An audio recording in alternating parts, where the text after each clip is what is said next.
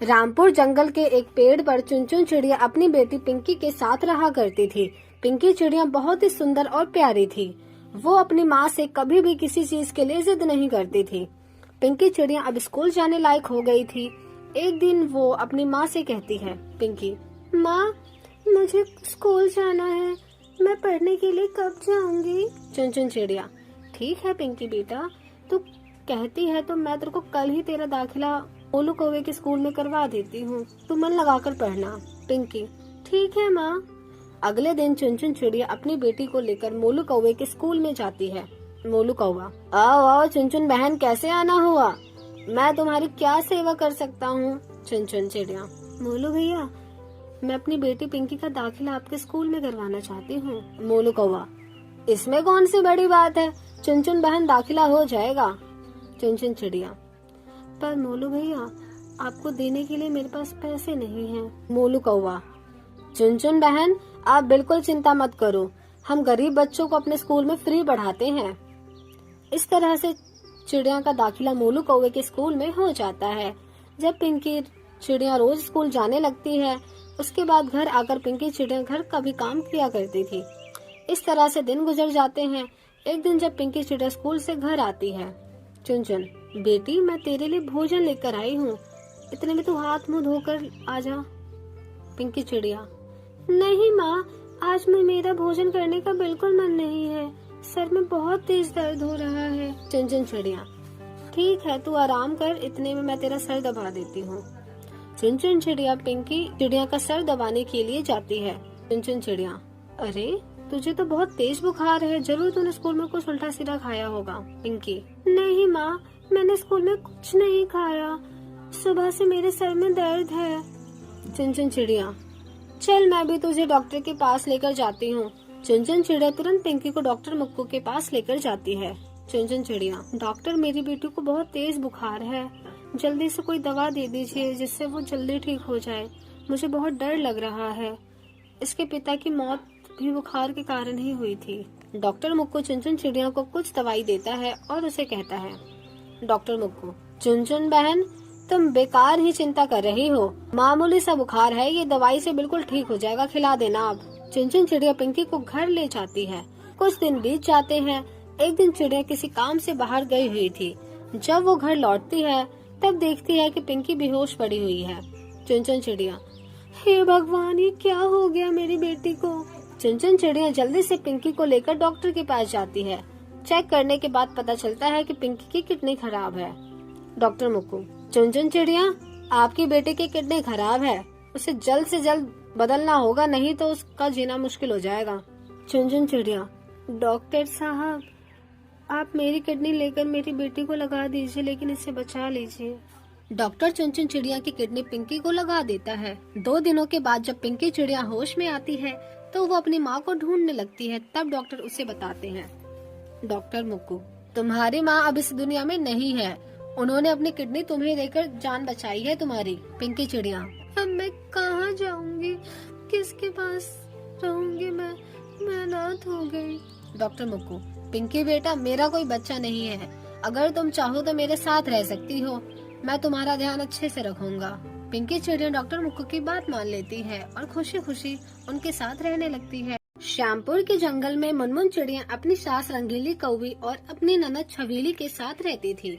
मुनमुन चिड़िया गांव की बहुत ही संस्कारी और सीधी सादी चिड़िया थी। वो घर में मौजूद सभी पक्षियों की सेवा किया करती थी। उसकी इन्हीं आदतों को देखकर उसकी ननद छबीली कौवी उससे जला करती थी। एक दिन मुनमुन चिड़िया का पति मोलू कौवा उसके लिए बहुत ही सुंदर हार लेकर आता है।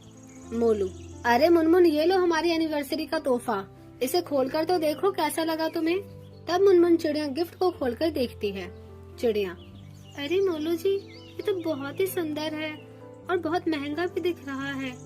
मोलू जी, आपको इतना पैसा खर्च करने की क्या जरूरत थी, कोई सस्ता सा तोहफा दे देते, महंगे तोहफे की क्या जरूरत थी। मोलू, क्या हुआ? अरे मुनमुन, तुम ये कैसी बात बोल रही हो, शादी के बाद मैंने आज ही तुम्हें पहला तोहफा दिया है। चलो अब जल्दी से तैयार हो जाओ और आज हम बाहर डिनर करने जाएंगे। अपने पति मोलू की बात सुनकर मुनमुन चिड़िया बहुत ही खुश हो जाती है और खुशी खुशी अपने कमरे में तैयार होने जाती है। मुनमुन चिड़िया और मोलू कौवे की सारी बातें काली कौवी छबीली सुन लेती है और जल्दी से अपनी माँ रंगीली कौवे के पास जाती है। छबीली, अरे माँ, तू यहाँ लेटे लेटे आराम किया कर, वहाँ भैया भाभी सब कुछ लुटा देंगे, हमारे पास कुछ नहीं बचेगा फिर। अरे ऐसी बात क्यों बोल रही है छबीली, आज तुझे क्या हो गया, तू आज इतने गुस्से में क्यों है? छबीली, अरे माँ, तुझे पता है आज भैया भाभी को महंगी गिफ्ट दी है और वो दोनों बाहर डिनर करने के लिए जा रहे हैं। अगर ऐसे ही चलता रहा ना तो भैया भाभी के ऊपर सब कुछ लुटा देंगे। तो ऐसे ही लेटे लेटे बस आराम करती रहना फिर। अपनी बेटी की ये बात सुनकर रंगीली कौवी मन ही मन मुनमुन चिड़िया और मोलू कौवे को बाहर जाने के लिए रोकने का प्लान बनाने लगती है।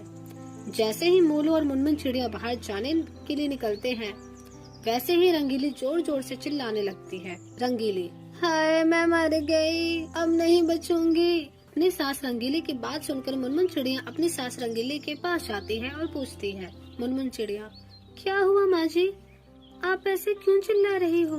रंगीली, अरे करम जली, तुझे दिखाई नहीं दे रहा, यहाँ मेरे दर्द से मैं मरी जा रही हूँ और तुझे बाहर जाने का शौक चढ़ा है। मुनमुन चिड़िया, नहीं नहीं माँ जी, मैं कहीं नहीं जा रही हूँ, आपकी तबीयत खराब है, मैं अभी जल्दी से आपको दवा देती हूँ।